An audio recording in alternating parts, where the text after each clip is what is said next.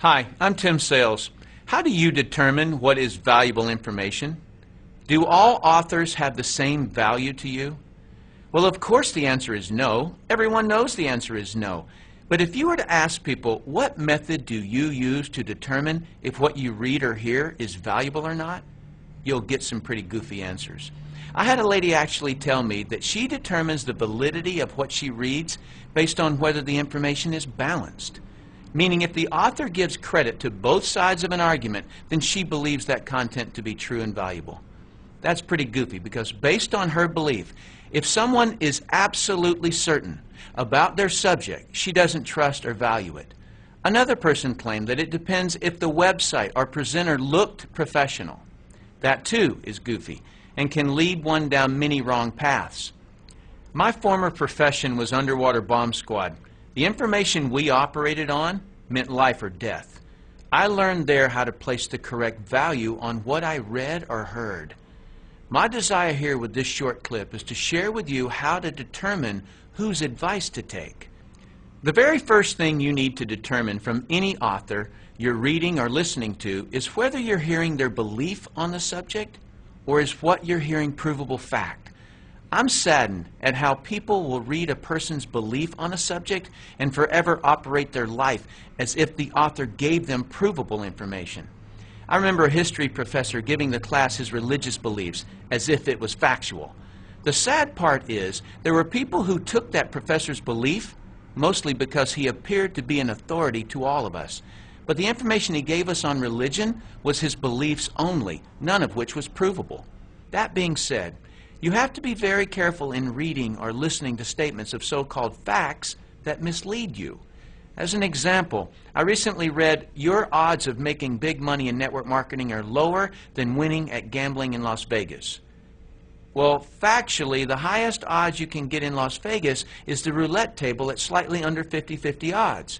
So the author's statement is true. But how the author tricked you was by implying that making money in network marketing is based on odds or chance. It's not. It's based on performance.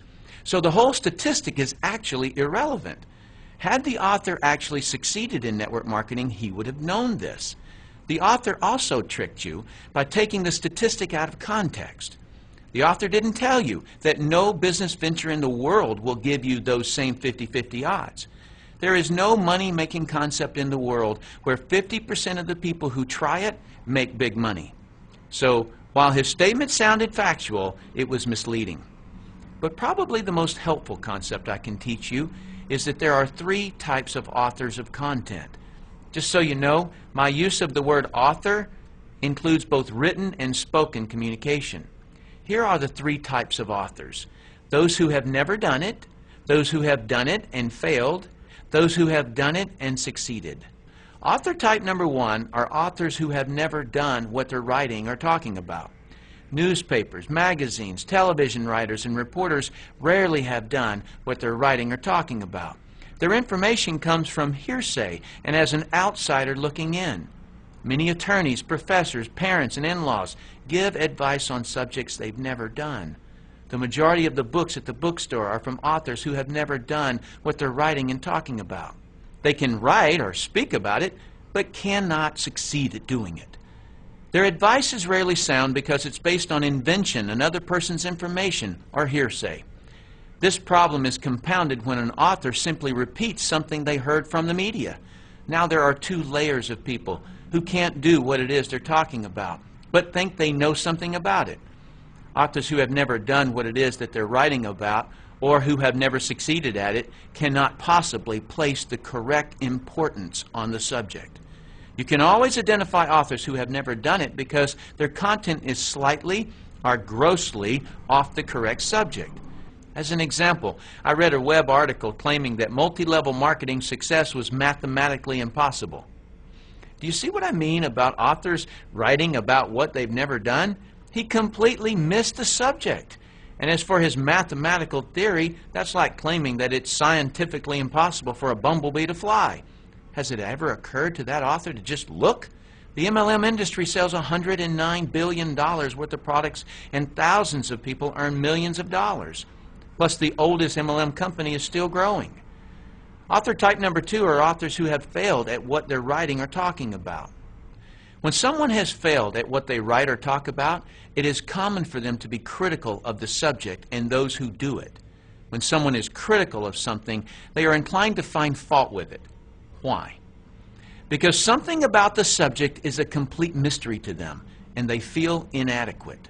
They obviously couldn't figure out some part of it, and they quit before they ever found out.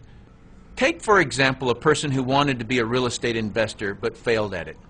He will project his negative experience onto whatever he writes or says about the business. He'll typically write and talk about what's hard, wrong, or dangerous about real estate. Why? Because he never figured it out, and someone who succeeds at it proves his inadequacy on the subject of real estate. His worst nightmare is people succeeding at real estate investing. His negativity may focus on the aspect of real estate investing that caused him to fail, but more than likely he doesn't know why he failed. So he tries to make everything about real estate wrong, including anyone who does real estate. Just a warning, on every subject there are more people that quit at it than people who succeed. So you may find much more negative information about your subject than positive information. Do not take advice from authors who have quit at what they write or talk about. They are resentful and do not want you to succeed where they failed. Others' success only proves their inadequacy. They may claim that they only want to protect you, but in reality, they only want to protect themselves from a sense of failure by preventing you from trying and succeeding. Author type number 3 are authors who have succeeded at what they're writing and talking about. If an author has succeeded at what they are writing or talking about, they are a valuable asset to you, and their advice is worth listening to. They know what is important and what is not important about the subject. If you hear information from author type 1 or 2 that concerns you, ask author type 3 to explain it to you. They will be able to explain things and categorize the information so that it's logical. Please note that there is a vast difference between someone who has been successful at their subject and someone who has been merely educated about it. Just because a person has studied a subject or has been doing the subject for 20 years doesn't mean they can successfully do it. A beautician can study all about hair. That doesn't mean she can cut hair to her client's satisfaction. A psychiatrist may have been able to listen to her teachers and may have been able to read the required textbooks and may have even been able to pass the state board examination on the subject. But can she fix another person's problems? If she can't, don't take her advice.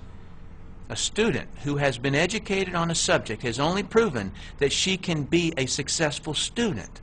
She has not proven that she can successfully perform in the subject. The person you should accept advice from on a subject you're researching is the person who has gotten the results you desire. If you want to succeed, take the advice of those who have been successful.